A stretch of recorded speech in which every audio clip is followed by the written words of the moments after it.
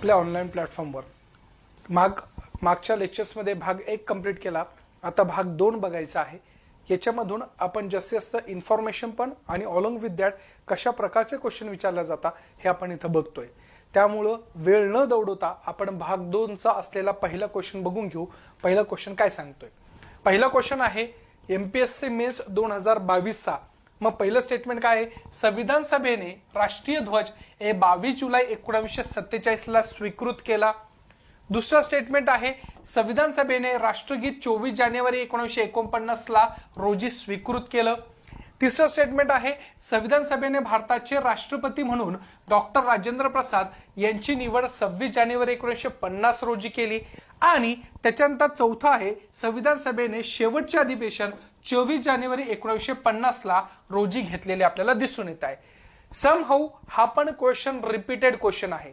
त्यामुळे लक्ष ठेवा, रिपीटेड क्वेश्चन आपल्या हातातून चुकता कामा नये हे डोक्यातच उतरवलं पाहिजे. कोणत्या स्वरूपामध्ये मार्क्स जाता कामा नये, ऍटलिस्ट जे पीवायक्यूज आहे ते तरी. मग अशा स्टेटमेंट विचारले 4, त्याच्यापैकी विचारलेले कोणते विधान बरोबर आहे. तर आपल्याला आता मागच्या लेक्चर्स मध्ये आपण बघितलं होतं की काय की संविधान सभेने राष्ट्रीय ध्वज 22 जुलै 1947 ला काय केला होता, स्वीकृत केला होता. राष्ट्रीय ध्वजाच्या स्वरूपामध्ये मतमतांतर झाली होती. देशमुख साहेब होते, तेनान म्हणून एक होते, तर त्यांनी विरोध दर्शवला होता. त्यांचं मत होतं की जे अशोक चक्र आहे त्याच्याऐवजी गांधीजींचा जो चरखा आहे तोच कंटिन्युएशन मध्ये करू. परंतु संविधान सभेने सर्वानुमते त्या गोष्टी मान्य केल्या नाही. परंतु नंतर त्या सगळ्या गोष्टी स्वीकृत करत संविधान सभेने 22 जुलै 1947 ला हा भारताचा ध्वज असेल असं अधोरेखित करून टाकलं. मग असाही क्वेश्चन एक वेळेस आला होता की स्वतंत्र भारताचा जो झेंडा आहे तो भारताबाहेर कोणी फडकवला, तर परांजपे नाव आहे. काय आहे, परांजपे यांनी काय केलं होता की स्वतंत्र भारताचा झेंडा हा भारताबाहेर फडकवणारे पहिले व्यक्ती आहे. हे लक्ष ठेवणं गरजेचं आहे. त्याच्यानंतर दुसरं स्टेटमेंट काय, संविधान सभेने राष्ट्रगीत 24 जानेवारी 1949 ला स्वीकृत केले का, बिलकुल नाही. स्टेटमेंट चुकीचं आहे. बघा विद्यार्थी मित्रांनो, आयोग कुठं खेळतं, आयोग असं सांगतं की पहिले 2-3 जे आहे शब्द आहे ते बरोबर देतं. काय, संविधान सभेने राष्ट्रगीत 24 जानेवारी, पण चुकवलं कुठं, 1949 ला. आकडा बघायचा तर लक्ष ठेवायचा, हा आकडा किती आहे, 1950 ला. ज्यावेळेस आपला शेवटची बैठक बसली 24 जानेवारी 1950 ला, तर त्यावेळेस पहिल्यांदा आपण काही गोष्टी केल्या, जसं की राष्ट्रगीत काय आहे ते राष्ट्रगीत स्वीकारलं. त्याच्यानंतर राष्ट्रगान काय आहे ते राष्ट्रगान आपण स्वीकारलेलं आपल्याला दिसून येत आहे. म्हणजे जनगण मन आणि वंदे मातरम हे रिस्पेक्टिव्हली राष्ट्रगीत आणि त्या प्रकारचं असलेलं इथं आपल्याला काय दिसणार आहे, राष्ट्रगान दिसणार आहे. मग सरोजिनी नायडूंनी त्यांचं गाण्याचं ते वदन केलं आणि त्या स्वरूपाच्या माध्यमातून हे आपण स्वीकारलेलं दिसून येते. कधी, तर 24 जानेवारी 1950 ला. हेही लक्ष ठेवणं गरजेचं आहे. सोबतच ह्या तारखेला राजेंद्र प्रसाद यांना आपण काय केलं होतं, प्रथम राष्ट्रपती म्हणून घोषित केलेलं आपल्याला तिथं दिसून येते. आणि उद्या चालून संसदेचं खऱ्या अर्थाने काम करणारी सार्वभौम संस्था म्हणून आपण संविधान सभेला हे कामाची पोचपावती पर्टिक्युलर ह्या डेटला दिलेली आपण दिसून येते. म्हणून हे दुसरंही स्टेटमेंट काय आहे, चुकीचं आहे. कारण की तारीख किती आहे, 26 जानेवारी. त्यामुळं पहिले 2 स्टेटमेंट त्या प्रकारचे असलेले ब आणि क काय आहे, चुकीचं आहे. मग ब इथं आहे, ब इथं आहे, मग त्या प्रकारे हे चुकलं आणि त्या प्रकारचं असलेलं इथं पण ब आहे, हे चुकलं. मग बरोबर काय असणार आहे, अ आणि ड असणार आहे. हे मेन्सचा क्वेश्चन आहे, त्यामुळं अनालिसिस चांगलं ठेवत चला. आलं लक्षात, चलायचं पुढं. चलो, पुढचा क्वेश्चन काय आहे, राज्यघटना निर्मितीची जबाबदारी व कार्य पार पाडण्यासाठी घटना समितीने विविध समित्यांची स्थापना केली होती. त्या कार्यपद्धतीविषयी नियम समितीचे अध्यक्ष म्हणून खालीपैकी कोणास नेमलेले होते आपल्याला दिसून येत आहे. मग कार्यपद्धती विषयक नियमन समिती ज्याला आपण म्हणतो का की नेमकं कसं कार्य केलं जाईल, कोणत्या स्वरूपात कार्य केलं जाईल, तर अशा स्वरूपामध्ये कोण होतं की कार्यपद्धती विषयी नियम कशा पद्धतीने ठरविल्या जाणार आहे.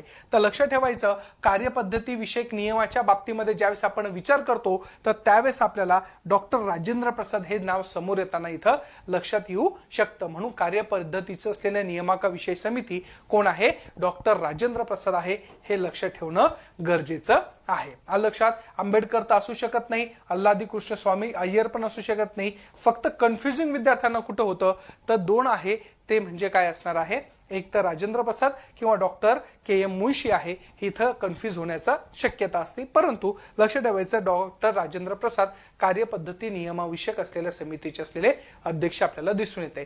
कार्य कसं असणार आहे, कोणत्या स्वरूपात कार्य करायचंय तर त्याविषयी ठरविण्याचा अधिकार हा प्रसाद सरांना दिलेला होता. त्याच्यानंतर आहे कंबाईन 2000 बी ग्रुप बी जो आहे त्याचा 2020 चा क्वेश्चन्स. कारण की आता ग्रुप बी आणि ग्रुप सी अशा प्रकारचे असलेले संदर्भ इथून 2020 पासून स्टार्ट होत आहे. मग खालील विधानापैकी कोणते विधान योग्य आहे. पहिलं स्टेटमेंट आहे, संविधान सभेच्या 288 सदस्यांनी 26 जानेवारी 1950 रोजी राज्यघटनेवर स्वाक्षऱ्या केल्या. Double repeat repeat repeat question होता मित्रांनो, हे लक्षात घेत चला. पीवायक्यू का महत्वाचे, कारण की पीवायक्यू तुमची हँड असेल तर ऑटोमॅटिकली तुम्हाला सगळ्या गोष्टी कळतील. 288 आहे का, नाही 284, आणि ते 26 जानेवारीला आहे का, नाही, हेही लक्षात घेणं गरजेचं आहे. कोणतं योग्य आहे म्हणजे हे चुकीचं आहे. कायद्याने घालून दिलेली पद्धत, त्याला इंग्लिशमध्ये प्रोसिजर इस्टॅब्लिश बाय लॉ, ही अमेरिकेच्या असलेल्या राज्यघटनेमधून स्वीकारलेली आहे. हे स्टेटमेंट बरोबर आहे का, तर नाही, हेही स्टेटमेंट काय आहे, चुकीचं आहे. त्या प्रकारचं असलेलं संसदेच्या दोन्ही सभागृहाची संयुक्त बैठक ही कल्पना ब्रिटिश राज्यघटनेकडून घेतलेली आहे का, ही पण काय आहे, चुकीचं स्टेटमेंट आहे. म्हणून 1, 2, 3 कोणतंही नसल्या कारणामुळं वरील पैकी एकही नाही याचं बरोबर उत्तर असणार आहे. का, त्यांनी योग्य विचारलेलं आहे. कंबाईंड ग्रुप बी 2020 मध्ये विचारलेला आहे. मग आता सर इथं काय असणार आहे, तर मी तुम्हाला सांगितलं की किती जणांची सिग्नेचर आहे, 284 जणांची सिग्नेचर आहे, हेही लक्षात ठेवणं गरजेचं आहे. कधी आहे तर त्या प्रकारचं असलेलं 24 जानेवारी 1950 आपण लक्षात घेऊ शकतो. आता इथं लक्षात ठेवायचं की प्रोसिजर इस्टॅब्लिश बाय लॉ आणि ड्यू प्रोसेस ऑफ लॉ ह्या दोन संकल्पना आहे. मग प्रोसिजर इस्टॅब्लिश बाय लॉ म्हणजे तर कायद्याने घालून दिलेली काही पद्धत. जसं की फॉर एक्झाम्पल, एखादी गोष्ट जर कायद्याने घालून देत असेल म्हणजे कायदा जो करतोय तो कायद्याच्या माध्यमातून प्रत्येक गोष्ट चालवली गेली पाहिजे. मग अशा प्रकारे त्याला म्हणतात procedure establish by law. Due process of law का, म्हणजे तर कायदा कसा आहे तेही चेक करायचं आणि कायद्याची अंमलबजावणी करणारे जे एक्झिक्युटिव्ह विंग्स आहे त्याचीही माइंडसेट कशी आहे हेही चेक केल्या जात आहे. जर फॉर एक्झाम्पल आपण बघायला गेलं तर प्रोसिजर इस्टॅब्लिश बाय लॉ हे कुठून घेतलेलं आहे, तर ब्रिटनच्या कॉन्स्टिट्यूशन मधून घेतलेलं आपल्याला लक्षात येतं. मग ब्रिटनचं कॉन्स्टिट्यूशन काय सांगतो की kings can not do wrong, राजा कधीही चुकी करू शकत नाही, असं कुठं आहे तर त्या प्रकारच्या ब्रिटिशमध्ये आहे, ब्रिटिश पॅरामाउंटसी मध्ये आहे. Kings can not do wrong अशा प्रकारची असलेली काय आहे तिथं संकल्पना आपल्याला दिसून येते. मग कायदा करणारं जी पद्धत आहे किंवा कायदा जो असणार आहे तो चांगलाच असणार आहे असं ब्रिटिशांची असलेली संकल्पना आहे. परंतु अमेरिकेमध्ये तसं नाहीये. अमेरिकेमध्ये काय आहे, कायदा कसा केला आहे तोही चेक करायचा आणि कायद्याची अंमलबजावणीही कोण करतंय, कशा पद्धतीने करतंय हेही चेक केल्या जाता. म्हणून ती अमेरिकेकडून कोणती संकल्पना आहे, ड्यू प्रोसेस ऑफ लॉ म्हटलं जातं. म्हणजे ड्यूनेस किती आहे त्या प्रोसेसमध्ये, ती प्रोसेस कशी फुलफिल केल्या जाते. मग अशा पद्धतीने ड्यू प्रोसेस ऑफ लॉ कुठून घेतलेला आहे तर अमेरिकेकडून घेतलेला आपल्याला दिसून येते. आपल्याकडे आर्टिकल 21 जेव्हा संदर्भ लागतो तर त्यावेळेस प्रोसिजर इस्टॅब्लिश बाय लॉ ही संकल्पना घेतलेली आपल्याला दिसून येते. परंतु इन प्रॅक्टिकली आपल्याकडचं ज्युडिशरी पण तेवढ्याच ऍक्टिव्ह पद्धतीने काम करते आणि ज्युडिशरी पण काय करते, ड्यू प्रोसेस ऑफ लॉचा कधी कधी काय करते, बऱ्यापैकी वापर करताना दिसते. म्हणजे मोदी गव्हर्नमेंटनी केलेले कायदे सगळेच चांगले आहे ते चेक केल्या जाणारच नाही असं कधी होईल का भारतामध्ये, होणार नाही. मग ज्युडिशरी काय करते, त्या गोष्टीला पडताळून बघते. म्हणजेच ते काय आहे तर ड्यू प्रोसेस ऑफ लॉ म्हणून संबोधलं जातं. हे सोप्या भाषेत आहे. मी कॉन्सेप्च्युअल क्लॅरिटीवर नंतर एक सेशन बनवणारच आहे, ते सेशन पण तुम्हाला बऱ्यापैकी आवडणार आहे. मग आपण सगळ्या त्याच्यामध्ये ज्या काही गोष्टी आहेत त्या गोष्टी आपण तिथं भाष्य करू. आलं लक्षात. म्हणून हे स्टेटमेंट काय आहे, चुकीचं आहे. संसदेच्या दोन्ही सभागृहाची संयुक्त बैठक ही कल्पना ब्रिटिशच्या राज्यघटनेकडून घेतलेली आहे का? तर नाही, ती कुठून घेतलेली आहे? तो ऑस्ट्रेलियाकडून घेतलेली आहे. कुठून घेतलेली आहे? ऑस्ट्रेलियाकडून घेतलेली आपल्याला दिसून येते. मग संयुक्त बैठकीचा आर्टिकल किती आहे? तर 108 आहे. हेही लक्षात घेणं गरजेचं आहे. मग हे कुठून घेतलेलं आहे? ऑस्ट्रेलियाकडनं घेतलेलं आपल्याला दिसून येत आहे. चालायचं पुढं. चला पुढं काय आहे? खालीलपैकी कोणते विधान योग्य आहे? AMVI प्री 2020 आहे, म्हणजे त्या प्रकारचं असलेलं आत्ताचा क्वेश्चन आहे. क्वेश्चन काय आहे? नीट वाचा. बघा, भारत सरकार कायदा 1935 द्वारा केलेल्या शिफारसीच्या आधारावर भारताच्या संविधान सभेची स्थापना झालेली आहे. हे स्टेटमेंट बरोबर आहे का? त्याच्यानंतर कारण की योग्य विचारलेलं आहे.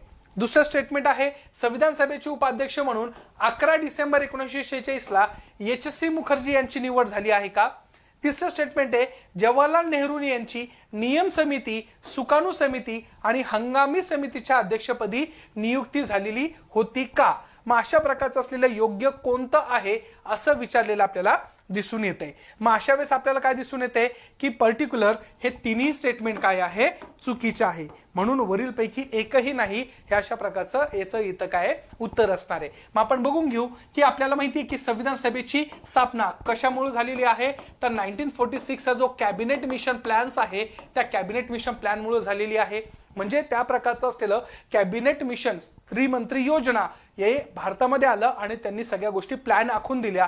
कसं निवडून यायचं, काय निवडून यायचं, कशा पद्धतीने आहे, हे सगळं सांगितलेलं आहे. त्यामुळं आपल्याकडे 1935 चा कायद्याचा संदर्भ डिरेक्टली लागला नाही. परंतु लक्ष ठेवा, नियर टू बी 75% हा आपण भाग कुठून घेतलेला आहे? तर 1935 च्या कायद्यामधून घेतलेला आपल्याला दिसून येतोय. मग 1935 चा कायदा तयार होण्यासाठी त्या प्रकारचा नेहरू रिपोर्ट असेल, राऊंड टेबल कॉन्फरन्स असेल, त्याच्यानंतर विविध प्रकारचे असलेले व्हाईट पेपर्स असेल, इव्हन दो तुमच्या असलेल्या 14 पॉइंट्स ऑफ जिना, यांचं सगळं implications within the act of 1935 च्या माध्यमातून दिसतंय. मग 35 च्या कायद्यामध्ये भारत कसा असेल, कोणत्या स्वरूपात असेल, भारताची रचना कशी असेल, भारताची शासन पद्धती कशी असेल, हे कदाचित त्यावेळेसच आपण लिहून ठेवलेलं होतं. म्हणून त्याच्यातला 75% ऍज इट इज आपण काय केलेलं आहे? कॉपी पेस्टेड केलेलं आपल्याला इथं दिसून येते. त्यामुळं पहिलं स्टेटमेंट चुकीचं आहे का? कारण की संविधान सभा ही 1946 च्या कॅबिनेट मिशन प्लॅन नुसार स्थापित झालेली आपल्याला दिसून येते. मग संविधान सभेचे उपाध्यक्ष, परमनंट उपाध्यक्ष HC मुखर्जी होते, परंतु त्यांची डेट 25 जानेवारी 1947 ला आपल्याला दिसून येते. मग 11 डिसेंबरला त्या प्रकारचं असलेलं फक्त परमनंट अध्यक्ष राजेंद्र प्रसाद यांची निवड झाली होती आणि उपाध्यक्ष हे त्या प्रकारच्या असलेल्या स्वरूपाच्या माध्यमातून ज्यावेळेस आपण बघतो तर त्यावेळेस आपल्याला काय दिसून येणार आहे? तर ते उपाध्यक्ष होते फ्रँक अँथनी, अँग्लो इंडियन्स कम्युनिटीतून बिलॉंग करणारे. नंतरच्या काळामध्ये आपल्या संविधान सभेला 2 उपाध्यक्ष लाभले होते, हे पण लक्षात ठेवणं गरजेचं आहे. कारण की HC मुखर्जी यांची निवड 25 जानेवारी 1947 झाली, पण नंतरच्या असलेल्या डिव्हिजनमुळे कुठेतरी त्या प्रकारच्या असलेल्या गोष्टीच्या माध्यमातून कृष्णमाचारी यांना आपण काय केलेलं होतं? तिथं उपाध्यक्ष म्हणून नेमलेलं आपल्याला दिसून येते. म्हणजे 2 उपाध्यक्ष होते आपल्याला, हेही लक्षात घेणं गरजेचं आहे. मग सुकाणू समितीचे असलेले कोण होते? राजेंद्र प्रसाद होते. त्यामुळे हे स्टेटमेंट पण काय आहे? चुकीचं आहे, हे लक्षात घेणं गरजेचं आहे. प्री एक्झामिनेशन 2020 मध्ये विचारलेलं आहे AMVI च्या मध्ये. चलायचं पुढं. चलो, पुढचा क्वेश्चन आहे त्या पद्धतीचा, तो म्हणजे काय? कॅबिनेट मिशन योजनेने घटना समितीची रचना सुचवली होती. MSc जी आहे त्याची पूर्व परीक्षा 2020 मध्ये क्वेश्चन विचारलेला आहे. मग प्रांतिक विधिमंडळाद्वारे प्रमाणशीर पद्धतीच्या तत्वाच्या आधारावर अप्रत्यक्षपणे निवडणूक, त्याच्यानंतर भारताच्या जनतेमधून प्रत्यक्ष निवडणूक, त्याच्यानंतर तिसरं स्टेटमेंट आहे प्रांतिक विधिमंडळाद्वारे नेमणूक, चौथा आहे मर्यादित मताधिकारावर आधारित निवडणूक. खरं बघायला गेलं तर हा क्वेश्चन कॅन्सल केलेला आहे योगाने, परंतु आपण इथं सोडण्याचा प्रयत्न करू त्याला. बघा, आपल्याला माहिती की कॅबिनेट मिशन प्लॅन कधी आलं? तर त्या प्रकारचं 24 मार्च 1946 ला इथं आलेलं आपल्याला दिसून येते. मग कॅबिनेट मिशन आल्यानंतर त्यांनी तब्बल आपल्याकडं 18 महिने तिथं वास केला होता. आपल्या 18 महिन्यामध्ये त्यांनी प्रत्येक व्यक्तीला भेटले होते, जे राजकीय पुढारी होते, त्या सगळ्या गोष्टीच्या माध्यमातून त्यांनी ऍक्टिव्हिटीज केल्या होत्या आणि काही प्रमाणामध्ये भारताचं असलेलं काही रूपरेषा असेल ते तिथं त्यांनी आखून दिलेलं आपल्याला दिसून येते. मग अशा वेळेस त्यांनी सहज सांगितलं होतं की जी पण तुमची असलेली संविधान सभा बनणार आहे ती संविधान सभा कशी असणार आहे, अप्रत्यक्ष स्वरूपात असणार आहे. म्हणजे जनतेने तिथं ऑलरेडी जे लोक निवडून दिलेले आहे त्या लोकांकडून आपल्याला संविधान सभेमध्ये 389 मेंबर घ्यायचे आहे, हे त्याचा असलेला अर्थ निघतो. सोबतच असंही सांगितलं होतं की 10 लाख लोकांमागे एक प्रतिनिधी असेल, त्याच्यानंतर शीख असेल, त्याच्यानंतर तुमचे पर्टिक्युलर मुस्लिम समुदाय, त्याच्यानंतर पर्टिक्युलर सर्वसाधारण असलेला पर्टिक्युलर ग्रुप आहे त्याच्यातून लोक येतील आणि अशा स्वरूपामध्ये प्रांतिक स्तरावर जे ऑलरेडी कायदेमंडळ तयार झाले आहे त्याच्यामधून हे इलेक्शन कंडक्ट केल्या जाणार आहे. म्हणून इथं पहिलं स्टेटमेंट काय आहे, बरोबर आपल्याला तिथं दिसून येते. जनतेचं प्रत्यक्ष निवडणुका होत आहे का? बिलकुल नाही. कारण की त्यावेळेस सामान्य लोकांना निवडणुकामध्ये कसा भाग घ्यायचा हे देखील माहित नव्हतं. सुशिक्षितपणा होता का? नाही. ऍडमिनिस्ट्रेटिव्ह कॉस्ट खर्च करण्याची भारताची कॅपॅसिटी होती का? बिलकुल नाही. त्यामुळं कुठंतरी सुरुवातीच्या काळामध्ये ह्या प्रत्यक्ष निवडणुकीचा असलेला जो भर आहे तो आपण कुठंतरी बाजूला सारलेला तिथं दिसून येतोय. प्रांतिक विधिमंडळाकडे नेमणूक बिलकुल नाही. त्याच्यानंतर मर्यादित मताधिकार आधारित निवडणूक होती का? बिलकुल नाही. म्हणून हे स्टेटमेंट काय आहे, चुकीचे आहे. फक्त काय आहे, 3 क्रमांकाचं म्हणजे हे स्टेटमेंट काय आहे, बरोबर आहे. आयोगाने चुकीचं केलंय परंतु आपण त्याला रिकरेक्शन करून त्या पद्धतीने हे स्टेटमेंट बरोबर आहे. त्याच्यानंतर आहे भारतीय संविधानातील विविध स्त्रोतांशी संबंधित असलेल्या काही गोष्टी. ज्यावेळेस आपलं संविधान तयार होत होतं तर संविधानामध्ये काही गोष्टी आपल्याला दुसऱ्या देशांच्या संविधानामधून घ्यायच्या होत्या. मग तिथे चर्चा चालू झाली होती की नेमकं कोणत्या देशाकडून काय काय घ्यायचं आहे. मग अशा वेळेस आपल्याला लक्षात येत आहे की प्रत्येक संविधानामधल्या ज्या काही गोष्टी घेतल्या त्या कॉपी पेस्टेड नाहीये. म्हणजे आपल्याला जे योग्य वाटतंय त्याच गोष्टी आपण काय केल्या होत्या त्याच्यामधून घेतलेल्या आपल्याला लक्षात येऊ शकतं. मग अशा पद्धतीच्या माध्यमातून ज्यावेळेस आपण बघतो तर त्यावेळेस आपल्याला काय लक्षात येत आहे की पर्टिक्युलर जे विविध स्त्रोत आहे त्या विविध स्त्रोतामधून आपण काही महत्वाच्या गोष्टी घेतलेल्या आहे. मग अशा वेळेस आपल्याला काय दिसतंय तर मूलभूत हक्क विचारलेला आहे. तर मूलभूत हक्क कुठून घेतलेला आहे तर लक्ष ठेवायचं तर अमेरिकेचं कॉन्स्टिट्यूशन मधून घेतलेलं आहे. त्याच्यानंतर आहे संसदीय लोकशाही. तर संसदीय लोकशाही साहजिकच कुठून आहे तर ब्रिटिशच्या राज्यघटनेमधून. संसदेचे संयुक्त अधिवेशन जे आपण आता नुकतंच बघितलं होतं तर ऑस्ट्रेलियाची राज्यघटना आणि राज्य धोरणाची मार्गदर्शक तत्वे हे कुठून घेतलेलं आहे तर आयर्लंड मधून घेतलेलं आपल्याला दिसून येत आहे. परंतु याच्याही पलीकडे काही गोष्टी आपण घेतलेल्या आहे. जसं की अमेरिकेकडून आपण काय घेतलं होतं, मूलभूत हक्क, त्या प्रकारचा ज्युडिशियल रिव्ह्यू असेल, न्यायिक पुनर्विलोकन असेल, त्याच्यानंतर महाभियोगाची पद्धत असेल तेही आपण अमेरिकेकडनं घेतलं आहे. सोबतच सेपरेट जे तुमची ज्युडिशरी आहे म्हणजे न्याय व्यवस्थेचं स्वातंत्र्यपणा तेही कुठून घेतलेलं आहे तर अमेरिकेकडून घेतलेलं आहे. हेही लक्षात घेणं गरजेचं आहे. सोबतच उपराष्ट्रपतीचं असलेलं जे पद आहे तेही कुठून घेतलेलं आहे तर अमेरिकेकडून घेतलेलं आपल्याला इथं दिसून येत आहे. अमेरिकेमध्ये स्वतःच्या असलेल्या हक्काबद्दल सर्वात जास्त जाणीवपूर्वक असलेल्या गोष्टीची माध्यमता ही आपल्याला तिथं दिसून येते. म्हणून अमेरिकेकडनं मूलभूत हक्क अशा विविध गोष्टी आपण तिथून घेतलेल्या दिसून येत आहे. त्याच्यानंतर आहे त्या पर्टिक्युलर असलेलं ब्रिटिश कॉन्स्टिट्यूशन. मग ब्रिटिशांनी आपल्यावर 150 राज्य केलंय, मग त्यांच्याकडनं काहीतरी आपल्याला उपयोग घेणं गरजेचं होतं की नाही. मग अशा पद्धतीने ब्रिटिशकडनं काय घेतलेलं आहे तर लक्ष ठेवायचं तर संसद नावाची जी संकल्पना आहे किंवा संसदीय शासन प्रणाली ही आपण त्याच्यातून घेतलेली आहे. सोबत ब्रिटिशच्या कॉन्स्टिट्यूशन मधून काय घेतलेलं आहे तर संसदचे असलेले जे लोक असणार आहे त्याचे विशेष अधिकार काय असणार आहे तेही घेतलेलं आहे. त्याच्यानंतर कायदा करण्याची असलेली जी प्रोसेस आहे तीही कुठून घेतलेली आहे, ब्रिटिशकडनं घेतलेली आहे. त्याच्यानंतर ब्रिटिशकडनं अजून काय घेतलेलं आहे तर रूल ऑफ लॉ घेतलेला आहे. त्याच्यानंतर ब्रिटिशकडनं अजून काय घेतलेलं आहे तर लक्ष ठेवायचं एकेरी नागरिकत्व घेतलेलं आपल्याला दिसून येत आहे. म्हणजे एका प्रकारे ब्रिटन कॉन्स्टिट्यूशन मधून आपण ह्या सगळ्या गोष्टी घेतलेल्या आहे. आणि ही जी प्रोसिजर आहे लॉ मेकिंग किंवा लॉची असलेली अबाइंडिंग जी असेल ह्या सगळ्या गोष्टी ज्या आहे त्या कुठंतरी ब्रिटिशच्या कॉन्स्टिट्यूशन मधून घेतलेलं दिसून येते. ऑस्ट्रेलियाच्या कॉन्स्टिट्यूशन मधून काय आहे तर पहिली गोष्ट आहे संयुक्त बैठक आहे. सोबतच त्या प्रकारची जी समवर्ती सूची आहे ती समवर्ती सूची ही देखील आपण कुठून घेतलेली आहे तर ऑस्ट्रेलियाच्या कॉन्स्टिट्यूशन मधून घेतलेली आहे. व्यापार आणि वाणिज्याचे स्वातंत्र्य देखील कुठून घेतलेलं आहे तर ऑस्ट्रेलियाच्या कॉन्स्टिट्यूशन मधून घेतलेलं आपल्याला दिसून येत आहे.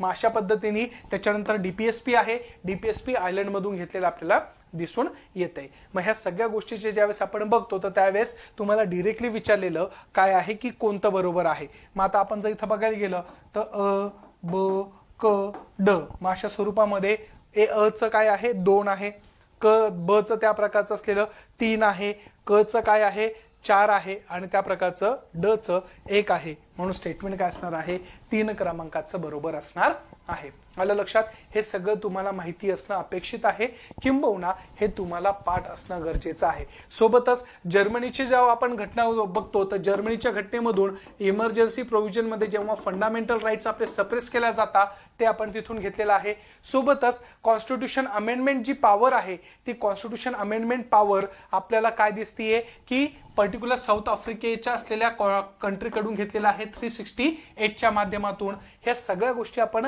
प्रत्येक देशाकडून ज्या काही चांगल्या गोष्टी असेल तर त्या घेतलेल्या आपल्याला दिसून येत आहे. फ्रेंच रिव्होल्युशन मधून किंवा फ्रेंचच्या कॉन्स्टिट्यूशन मधून समता, बंधुता ह्या सगळ्या संकल्पना आपण स्वीकृत केलेल्या आहे, हेही लक्षात घेणं गरजेचं आहे. अशा बारीक सारी गोष्टी आपण तिथं घेतलेल्या इथं दिसून येत आहे. आता गमतीचा भाग म्हणजे तुम्हाला सांगतो मित्रांनो, ज्यावेळेस संविधान सभेमध्ये क्रिटिसाइज चालू होतं की हे जे संविधान बनवताय तुम्ही, हे संविधान एका प्रकारचं असलेलं उसनवारीचं संविधान आहे. It is a borrowed constitution आणि you should not be claim that की this is a constitution of India.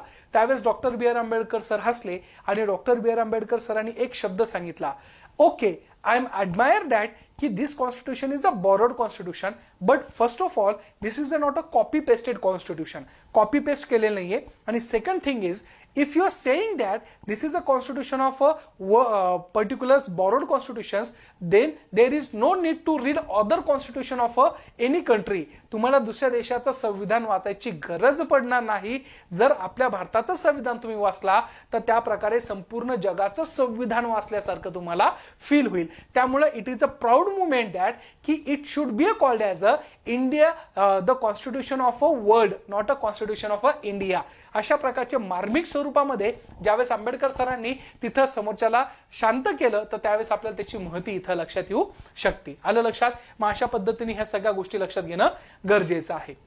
पुढचा क्वेश्चन आहे तो म्हणजे एसओ मेन्स 2019 मग काय आहे, संविधान सभेच्या मसुदा समितीचे अध्यक्ष म्हणून डॉक्टर बाबासाहेब आंबेडकर यांची निवड या दिवशी करण्यात आलेली आहे. तर साहजिकच आहे, मी तुम्हाला सांगितलं की मसुदा समितीची स्थापना कधी झाली आहे तर 29 ऑगस्ट 1947. परत त्याच गोष्टी येत असतात आणि परत त्या गोष्टी तुम्हाला रीड करणं अपेक्षित आहे.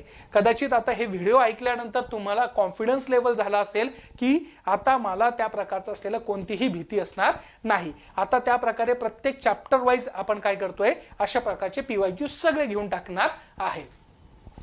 त्याच्यानंतर आहे योग्य जोड्या लावा. आता इथं प्रिंट हे झालेलं आहे, कधीच आहे कदाचित कल्पना नाहीये का, आपण एकदा चेक करून घेऊ नंतर. एका साईडला आहे व्यक्तींची नावं, त्यांनी काय केलेलं आहे त्या प्रकारचं असलेलं त्यांचं कार्य. पहिलं आहे डॉक्टर सच्चिदानंद सिन्हा, दुसरं आहे डॉक्टर राजेंद्र प्रसाद, त्याच्यानंतर BN राव आहे, त्याच्यानंतर जवाहरलाल नेहरू आहे. समोर दिलं आहे उद्दिष्टांचा ठराव, घटना परिषदेचे संविधानिक सल्लागार, घटना परिषदेचे कायमस्वरूपी अध्यक्ष आणि घटना परिषदेचे तात्पुरते अध्यक्ष. सिंपल लॉजिक काय सांगतं, सच्चिदानंद सिन्हा घटना परिषदेचे तात्पुरते अध्यक्ष म्हणजे घटना समितीचे तात्पुरते अध्यक्ष, डॉक्टर राजेंद्र प्रसाद कायमस्वरूपी अध्यक्ष, BN राव त्या प्रकारचं असलेलं लीगल ऍडवायझर, जवाहरलाल नेहरू 13 डिसेंबर उद्दिष्टांचा ठराव. हे लक्षात ठेवणं गरजेचं आहे. एक अजून इंटरेस्टिंग फॅक्ट सांगतो मित्रांनो, ज्यावेळेस कच्चा मसुदा तयार झाला होता तो कच्चा मसुदा कोणी बनवला होता तर लक्षात ठेवायचं BN राव होते. याच्यातले नियर टू बी 240 जे कलम आहे ना मित्रांनो ते स्वतः BN रावनी टाकलेले होते बरं. आणि विशेष बाब म्हणजे बी एन राव हे संविधान सभेचे मेंबर नव्हते, पण त्यावेळेस असले जे वेवेल साहेब होते त्या वेवेल साहेबांनी सांगितलं होतं की तुमच्याकडे असा महान व्यक्तिमत्व आहे. डॉक्टर बी आर आंबेडकर सरांनी पण सांगितलं होतं की आपल्याकडे असा व्यक्तिमत्व आहे की जो कच्चा मसुदा तयार करण्यामध्ये कुठेतरी परफेक्टिव्ह पर्सन आहे असं गणल्या जाणार आहे, ते म्हणजे बी एन राव आहे. हेही लक्षात घेणं गरजेचं आहे. मग आता लक्षात ठेवा की बी एन राव हे कोण होते, तर त्यावेळेस असलेले इंटरनॅशनल कोर्ट ऑफ जस्टिसचे जज पण राहिले होते. युनायटेड नेशन्स मध्ये सेक्रेटरी लेवलच्या ही पोझिशनवर जाण्याची त्यांची ताकद होती.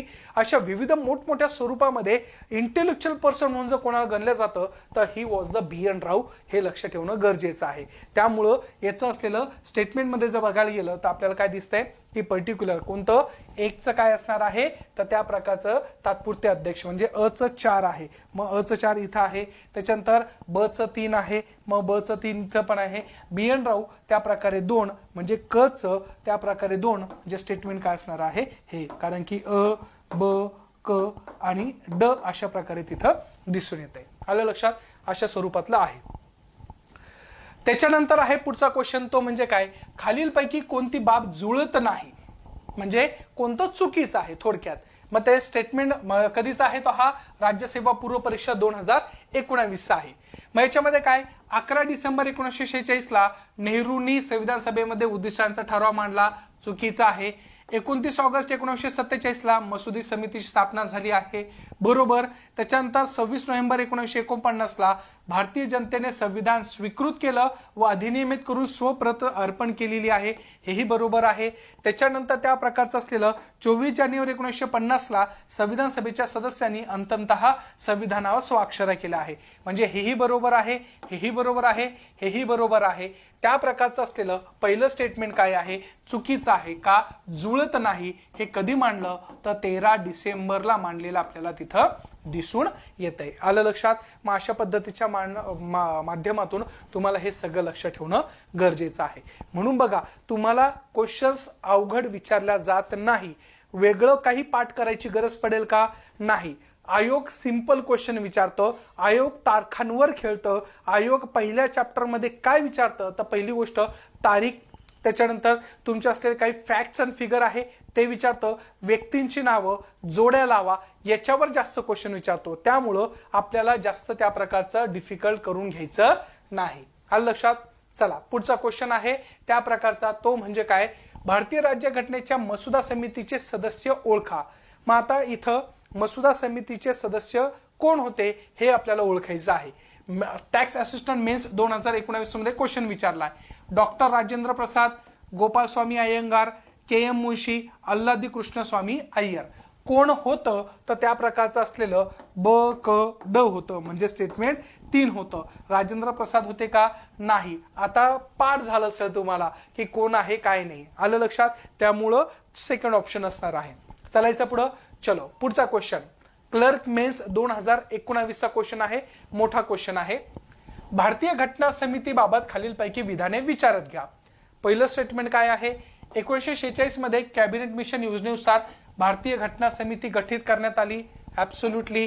डॉक्टर राजेंद्र प्रसाद भारतीय घटना समितीचे पहिले निर्वाचित अध्यक्ष आहे, स्टेटमेंट चुकीचं आहे. आपल्याकडं सांगितलं होतं की आपल्याकडं सच्चिदानंद सिन्हा हे कोण होते, तर त्या स्वरूपातले असलेले पर्टिक्युलर पहिले असे स्वरूपातले काय आहे सदस्य आहे, ज्यांना आपण विराजमान केलं होतं फ्रान्सच्या असलेल्या घटनेच्या अनुसार. मग अशा वेळेस तिथं राजेंद्र प्रसाद 11 डिसेंबरला परमनंट म्हणून तिथं अध्यक्ष झाले आहे, त्यामुळे स्टेटमेंट काय आहे, चुकीचं आहे. त्याच्यानंतर भारतीय घटना समितीमध्ये 4 उपाध्यक्ष होते का, नाही. अध्यक्ष सुरुवातीला एकच होते, एक होते तात्पुरते, ते म्हणजे फ्रँक अँथनी. त्याच्यानंतर 25 जानेवारी 1947 त्या एच.सी. मुखर्जी यांना काय केलं होतं, आपण परमनंट उपाध्यक्ष केलं आणि नंतर त्या प्रकारचं असलेलं अजून एक वाढवले होते, म्हणजे असे टोटल किती होते, 2 उपाध्यक्ष होते. त्यामुळे हेही स्टेटमेंट काय चुकीचं आहे. ब चुकीचं, क चुकीचं. बाबासाहेब आंबेडकरांनी राज्यघटनेचा अंतिम मसुदा 4 नोव्हेंबर 1947 सादर केला, हा चुकीचं स्टेटमेंट आहे. म्हणजे बरोबर कोणतं आहे, फक्त अ बरोबर आपल्याला तिथं दिसून येतंय. मग अशा प्रकारच्या असलेल्या संदर्भामध्ये आपल्याला काय दिसून येतंय, इथं स्टेटमेंट आहे का, नाही. आयोगाने हा क्वेश्चन चुकीचा दिलेला आहे, त्यामुळे इथं फक्त असायला पाहिजे होतं, त्या प्रकारचं असलेल्या संदर्भामध्ये आपल्याला इथं फक्त पाहिजे होतं. आलं लक्षात? कारण की फक्त ए बरोबर आहे, बी चुकीचं आहे, क चुकीचं आहे आणि ड देखील काय आहे, चुकीचं आहे. फक्त बरोबर असायला पाहिजे. आलं लक्षात? चलो नेक्स्ट टेकिंग पुढचा क्वेश्चन्स. विद्यार्थी मित्रांनो, आपण साध्यपूर्ती बॅच म्हणून एक बॅच लॉन्च करतोय की ज्याच्या माध्यमातून मी स्वतः पॉलिटी ह्या विषयाच्या स्वरूपामध्ये राज्यसेवा पूर्व परीक्षा, मुख्य परीक्षा आणि मुख्य परीक्षेसोबतच संयुक्त पूर्व परीक्षा, मुख्य परीक्षा, fast track batch, PYQ batch ह्या सगळ्या बॅच आम्ही लॉन्च करतोय. त्यामुळे ज्या विद्यार्थ्यांना ह्या गोष्टी असलेल्या वाटत असेल की आपण घ्यावं, त्या स्वरूपामध्ये एक्झाम ओरिएंटेशनने घ्यावं, तर नक्की तुम्ही परचेस करा. त्यासोबत खाली जो दिलेला नंबर असेल त्या नंबरवर कॉल करा, तुम्हाला ही बॅच अवेलेबल होऊन जाणार आहे. माझं फक्त प्रांजळ हे मत असणार आहे की एक्झाम ओरिएंटेशनने गेलं पाहिजे. आता कदाचित तुम्हाला पहिल्या टॉपिकमध्ये अडचण बिलकुल येणार नाही. का? कारण की PYQच्या माध्यमातून आपण त्या सगळ्या गोष्टी अनालिसिस केलेल्या आहे. आलं लक्षात? चलो बॅक टू पवेलियन. भारताच्या फाळणीनंतर घटना समितीच्या संख्येबाबतच्या विधानांचा विचार करा. ASO मुख्य परीक्षा 2018 मध्ये आहे. मग अशा वेळेस तुम्हाला क्वेश्चन विचारला जातो की फाळणीनंतर काय झालं, तर समिती सदस्य संख्या 299 पर्यंत आली. यस, ऍब्सोल्युटली 389 होती, ती 389 वरून काय झाली होती, 299 झालं होतं. कारण की बलुचिस्तान, त्यानंतर तुमचा असलेला वेस्ट पाकिस्तानचा काही भाग हा त्या प्रकारे असलेला काय झाला होता, वेस्ट पाकिस्तान, ईस्ट पाकिस्तान वेगळं झाल्यामुळं तिथलच्या ज्या संविधान सभेमध्ये निवडून आले होते, even the doctor B R Ambedkar sir also, because त्याच्यानंतर उपाध्यक्ष जे SC मुखर्जी आहे त्यांचाही प्रॉब्लेम झाला होता, कुठून निवडून यायचंय. मग अशा वेळेस ह्या सगळ्या गोष्टी झालेल्या आपल्याला दिसून येत आहे आफ्टर द पार्टिशन. संस्थानिकाच्या प्रतिनिधींची संख्या 70 पर्यंत कमी झाली. Yes, absolutely. प्रांताच्या व मुख्य आयुक्तांच्या प्रांताच्या प्रतिनिधींची संख्या 229 इतकी कमी झालेली आपल्याला दिसून येते. मग हे तिन्ही स्टेटमेंट काय आहे, बरोबर आपल्याला तिथं दिसून येत आहे. सदस्य संख्या 299 झाली. संस्थांच्या प्रतिनिधीची संख्या देखील 70 पर्यंत कमी झाली. 93 होते, कमी झाले. त्याच्यानंतर प्रांत व मुख्य आयुक्तांच्या प्रांताच्या प्रतिनिधीची संख्या 229 कमी झालेली आपल्याला दिसून येते. ऍब्सोल्युटली. मग त्यावेळेस हे स्टेटमेंट काय आहे, बरोबर आपल्याला तिथं दिसून येते. त्या प्रकारचं असलेलं काय आहे, ब क हे तिन्ही स्टेटमेंट काय बरोबर आहे. चलायचं पुढं. चला पुढचा क्वेश्चन आहे, खालीलपैकी कोणते विशिष्ट की त्याचे स्रोत हे जुळत नाही. आता क्वेश्चन विचारलेला आहे जुळत नाही. मग खालीलपैकी कोणते वैशिष्ट्य आणि स्रोत जुळत नाही. इथं काय दिलेले, कायद्याचे अधिराज्य ब्रिटिश राज्यघटना, त्याच्यानंतर कायद्याने घालून दिलेली पद्धत ब्रिटिश राज्यघटना, त्याच्यानंतर कायद्याची योग्य पद्धत अमेरिकेची असलेली राज्यघटना आणि न्यायिक पुनर्विलोकन अमेरिकेची राज्यघटना. कोणती जुळत नाही ते त्या प्रकारचं असलेलं तिथं विचारलेलं आहे. मग अशा वेळेस आपल्याला काय दिसून येतंय, कायद्याचे अधिराज्य म्हणजे रूल ऑफ लॉ कोणाचं आहे, तर त्यावेळेस ब्रिटिश घटनेचं आपल्याला दिसून येतंय. हे ऍब्सोल्युटली बरोबर आहे. कायद्याची ड्यू प्रोसेस ऑफ लॉ हे पण कोणाचं आहे, अमेरिकेचं आहे. न्यायिक पुनर्विलोकन हे पण कोणाचं आहे, अमेरिकेचं आहे. कायद्याने घालून दिलेली पद्धत ही देखील काय आहे, बरोबर आहे. मग अशा वेळेस तिथं स्टेटमेंटमध्ये खालचे जे पॉइंट्स आहे ते कुठेतरी मिस झालेले आहे. त्याच्यामध्ये एकही नाही अशा प्रकारचं असलेलं चुकीचं कोणतंही नाहीये. हे सगळं काय आहे, बरोबर आपल्याला तिथं दिसून येत आहे. मग टॅक्स असिस्टंट मुख्य परीक्षा 2018 मध्ये कोणतं जुळत नाही अशा स्वरूपात जर विचारलेलं असेल तर हे सगळं जुळतं हे लक्ष ठेवणं गरजेचं आहे. कारण की कायद्याचे राज्य ब्रिटिश घटना, त्याच्यानंतर कायद्याने घालून दिलेली पद्धत, त्या प्रकारचं असलेलं प्रोसिजर इस्टॅब्लिश बाय लॉ हे पण ब्रिटिश घटनेकडनं. कायद्याची योग्य पद्धती ड्यू प्रोसेस ऑफ लॉ कुठून आहे, तर अमेरिकेची राज्यघटना, न्यायिक पुनर्विलोकन अमेरिकी राज्यघटना. मग इथं चुकीचं विचारलं होतं तर खालचे जे पॉइंट्स आहे म्हणजे ब क ते मिस झालेले आहे. परंतु लक्ष ठेवा हे इन्फॉर्मेशन काय आहे, 100% योग्य आहे हे लक्षात घेणं गरजेचं आहे. आलं लक्षात. मग अशा पद्धतीने हे लक्षात ठेवू शकतात. पुढचा क्वेश्चन, राज्यघटना तयार करण्याव्यतिरिक्त घटना समितीने पार पाडलेल्या अन्य कार्याबाबत खालील विधाने विचारात घ्या. PSI ग्रुप B 2000 मुख्य परीक्षा 2018 आहे. मे 1949 मध्ये भारताच्या राष्ट्रकुलाच्या सदस्यत्वाची मान्यता दिली. ऍब्सोल्युटली बरोबर आहे. 22 जुलै 1947 ला राष्ट्रध्वज स्वीकारला. हे पण बरोबर आहे. 24 जानेवारी 1950 ला राष्ट्रगीताचा स्वीकार करण्यात आला. हेही बरोबर आहे. 26 जानेवारी 1950 ला डॉक्टर राजेंद्र प्रसाद यांना भारताचे पहिले राष्ट्रपती म्हणून निवड केली. आता हे स्टेटमेंट काय आहे, चुकीचं आहे. म्हणजे अ ब क स्टेटमेंट काय आहे, बरोबर आपल्याला तिथं दिसून येत आहे. मग याच्यामध्ये पहिलं काय आहे तर 1949 मध्ये भारताच्या राष्ट्रकुलाच्या सदस्यत्वाला मान्यता दिली. आता लक्ष ठेवायचं, राष्ट्रकुल सदस्यत्व म्हणजे काय तर कॉमनवेल्थ नेशन. ज्यावेळेस भारत स्वतंत्र झाला तशासारखेच अनेक देश जे ब्रिटिश पॅरामाउंटिसीच्या खाली जगत होते ते सगळे लिबरेट झाले. मग ह्या सगळ्या लोकांनी एकत्रित येऊन एक कॉमनवेल्थ नेशन, कॉमनवेल्थ म्हणजे एक समदुःखी लोक, थोडक्यात समदुःखी लोक एकत्रित आले आणि त्या प्रकारचा एक संघ तयार केला. मग त्याला नाव दिलं राष्ट्रकुल संघटना. मग अशा वेळेस राष्ट्रकुल संघटना म्हणजे जिथं ब्रिटिशांची पॅरामाउंटसी राहून गेलेली आहे अशा प्रकारची असलेलं संघटना. मग ह्या संघटनेने एक विचार केला होता की कोणत्याही देशावर कुरघोडी करायची नाही, कोणत्या देशाच्या स्वरूपामध्ये त्या प्रकारे तिथं हिंसक स्वरूपामध्ये एखादा भूभाग बळवायचा नाही, कॉलोनियलिझम ज्याला आपण म्हणतो, रेसिझम असेल, ह्या गोष्टीला थारा द्यायचा नाही. अशा प्रकारचे काही तत्व हे राष्ट्रकुल संघटनेचे होते. मग ज्यावेळेस 1946 ला आपल्याकडे कॅबिनेट मिशन प्लॅन आलं तर कॅबिनेट मिशन प्लॅनचा हाही उद्देश होता की भारत कॉमनवेल्थ नेशन मध्ये जॉईन होईल किंवा नाही. परंतु भारताने थोडा विचार केला आणि मे 1949 ला ह्या कॉमनवेल्थ नेशनला काय दिलंय, सदस्यत्वाची मान्यता दिलेली आपल्याला दिसून येते. 22 जुलै 1947 ला राष्ट्रध्वज स्वीकारला. त्याच्यानंतर 24 जानेवारी 1950 ला राष्ट्रगीताचा, गाण्याचा आपण स्वीकार केलेला आपल्याला दिसून येतोय. राष्ट्रपती म्हणून कधी घोषित झाले राजेंद्र प्रसाद तर 24 जानेवारी 1950 ला झालेले आपल्याला तिथं दिसून येणार आहे. आलं लक्षात. चालायचं पुढे. मग स्टेटमेंट काय असणार आहे, विधान अ ब क हे बरोबर आहे असं दिसून येते. त्याच्यानंतर आहे पुढचं स्टेटमेंट. पुढचा क्वेश्चन, 11 डिसेंबर 1946 रोजी भारतीय घटना समितीचे अध्यक्ष म्हणून कोणाची निवड करण्यात आली. सिंपल क्वेश्चन आहे. त्या प्रकारचं असलेलं तिथं समितीचे अध्यक्ष कधी 11 डिसेंबर 1946 ला म्हणजे परमनंट अध्यक्ष असणारे मग कोण आहे तर डॉक्टर राजेंद्र प्रसाद. हेही लक्षात घेणं गरजेचं आहे, तेवढंच महत्वाचं आहे, आपल्या लक्षात येऊ शकतं. येतंय लक्षात. मग अशा स्वरूपामध्ये doctor Rajendra Prasad was a person to associate as a permanent member of the constitution assembly because of, कारण की आपल्याकडं त्या स्वरूपातले जे सच्चिदानंद सिन्हा होते ते तात्पुरते होते, परमनंट आपल्याला 11 डिसेंबरला करायचं होतं. आलं लक्षात. चला त्याच्यानंतर आहे त्या प्रकारचा असलेला पुढचा क्वेश्चन, तो म्हणजे भारतीय राज्यघटनेच्या निर्मिती दरम्यान संविधानात सल्लागार म्हणून कोणाची नियुक्ती झाली. तर साहजिकच आहे, तुम्हाला मी सांगितलं होतं की 11 डिसेंबर 1946 ला परमनंट अध्यक्ष राजेंद्र प्रसाद आणि BN राव यांना लिगल ऍडवायझर केलेलं म्हणून आपण दिसून येते. मग त्या प्रकारचं असलेलं BN राव किंवा BN राव हे काय आहे, लिगल ऍडवायझर म्हणून कन्सिडर केल्या गेलेले आहे. कंबाईंड ग्रुप C 2018 ला क्वेश्चन विचारलेला आहे. त्याच्यानंतर आहे लास्ट क्वेश्चन, भारतीय राज्यघटनेच्या खालीलपैकी कोणत्या तरतुदी 26 नोव्हेंबर 1949 ला लागू झालेल्या आहे. बघा परत क्वेश्चन रिपीट झालाय, तुमच्या असलेल्या कंबाईनच्याही एक्झामला होता आणि इथंही विचारलेला आपल्याला दिसून येते.